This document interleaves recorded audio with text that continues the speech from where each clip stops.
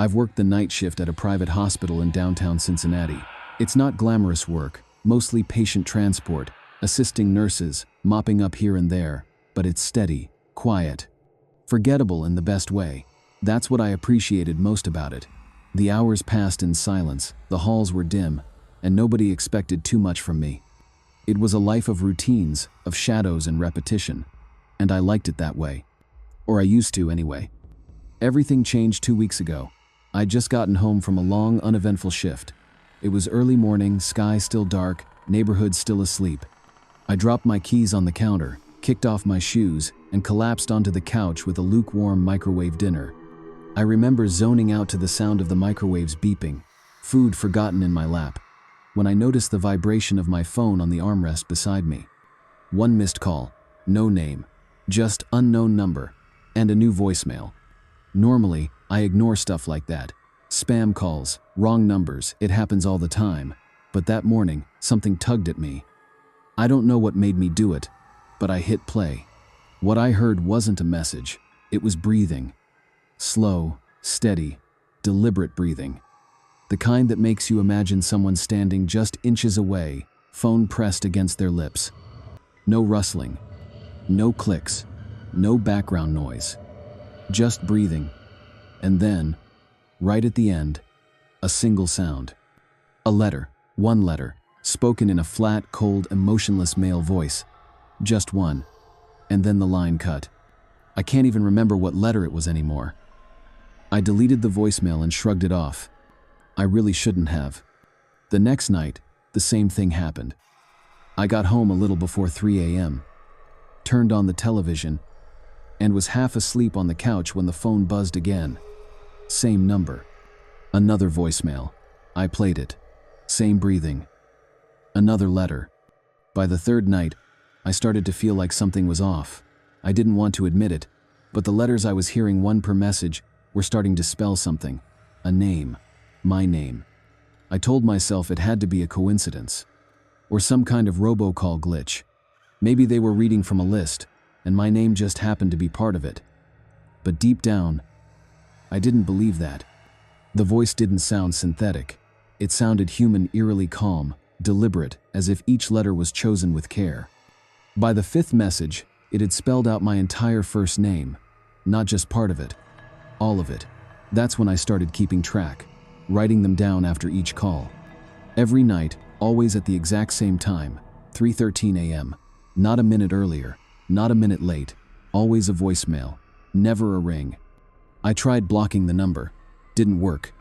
I replaced my SIM card, same thing. I even turned the phone off one night and left it in a drawer. The next morning, when I turned it back on, the voicemail was there, time-stamped at 3:13 a.m. When the voicemails began spelling my last name, I started losing sleep. I stopped going to work. I didn't eat. I didn't answer texts from friends. I spent every night sitting in the middle of my apartment with every light on, just waiting. My body felt like it was in a constant state of alarm, like I was being hunted. And the weirdest part was, I started to feel like I knew the voice. Not who it was, exactly, just familiar. Sometimes I thought I heard it when I wasn't listening to the phone, in the bathroom, behind the shower curtain, behind me in the kitchen when I stood at the sink. Once, I heard the breathing outside my apartment door.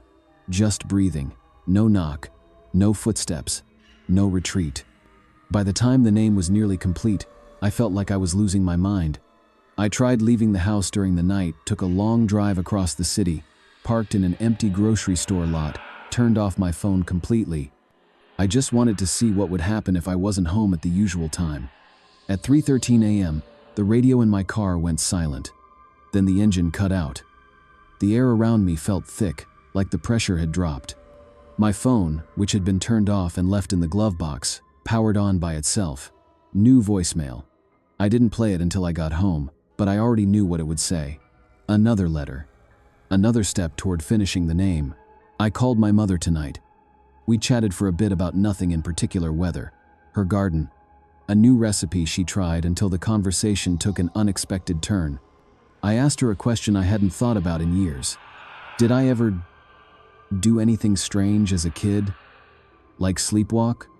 Or have weird nightmares or anything? There was a long pause on the other end of the line. I could hear her breathing, but she didn't speak right away. I was just about to ask if she was still there when she answered, her voice quiet, thoughtful. Well, yes. You used to wake up every night, around the same time, 3:13 a.m., like clockwork. You'd be sobbing. Hysterical. You'd say someone was whispering your name from the hallway. I froze. She continued. It went on for months. I remember checking the hallway every time, but there was never anyone there. Eventually, it stopped. I thought it was just a phase. You were so young, maybe 8 or 9. I don't remember any of it. Not the crying, not the whispers, not the time on the clock, nothing. But as soon as she said it, something in me changed. It was like her words unlocked a door I hadn't even known was there. A faint unease crept over me, cold and slow. I thanked her and ended the call soon after, pretending I had to get up early. Last night, just after I woke up again at exactly 3:13 a.m., I heard it. A whisper. It wasn't in my head. It wasn't a dream. It was right there, in the room with me. A breath that didn't belong to me, sliding through the dark like it had always been there, waiting for me to wake up. My heart slammed in my chest. I didn't move. I barely even breathed. The voice didn't say my name this time. It said a letter. Just one. Soft, sharp, deliberate. Arbad. That was it. Not part of my name, not anything familiar. But it chilled me to the bone. It sounded so intentional. Like a game had started. A countdown. Or maybe a spell being spelled out one letter at a time. I sat frozen in my bed for what felt like hours, staring into the dark, my eyes adjusting slowly until I could just make out the edges of the furniture in my room. Nothing was moving. Nothing looked wrong. But everything felt wrong. And that's when it hit me. This wasn't about me anymore. I don't think it ever was. I was just the beginning. The first chapter. Some kind of introduction. Whoever or whatever is doing this, it's moving on now. It's choosing someone else. I can feel it. Like whatever presence I've been feeling for weeks has lifted, not because it's gone, but because it's finished with me. It's not whispering to me anymore. It's whispering through me.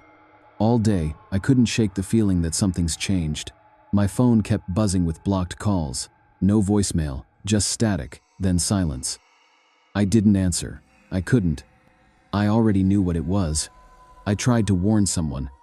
I called my best friend. Tried to explain. Told him not to answer unknown numbers late at night. He laughed. Said I needed sleep. Said I was being paranoid. I hope he was right. But I don't think he was. Because tonight, just after midnight, he texted me. Got a weird call. No number. No sound. Just one letter. J creepy lol. I haven't heard from him since. The last time I checked, his phone was going straight to voicemail. I listened to the last message he left me. There was a long pause, then the sound of his breathing, fast and shallow. Then barely audible a whisper. Same as before. Another letter. I think I know what's happening now. I think it's spelling a name one letter at a time, one night at a time. Each whisper marks a new target, a new victim. And once the final letter is spoken, it takes them. I don't know where they go. I don't know what happens next. All I know is they're gone, erased, like they were never here to begin with. It doesn't end when the name is complete. That's when it starts. So if your phone rings at 3:13 a.m. and the number's hidden, unknown, don't answer it. Don't listen to the voicemail. Don't even open the message. Delete it. Smash the phone. Burn it if you have to. Run. Get somewhere crowded. Somewhere loud. Somewhere it can't find you. Because this isn't a dream. It's real. It sees you. And tonight, it's whispering again. Letter by letter. One name. I just hope it isn't yours.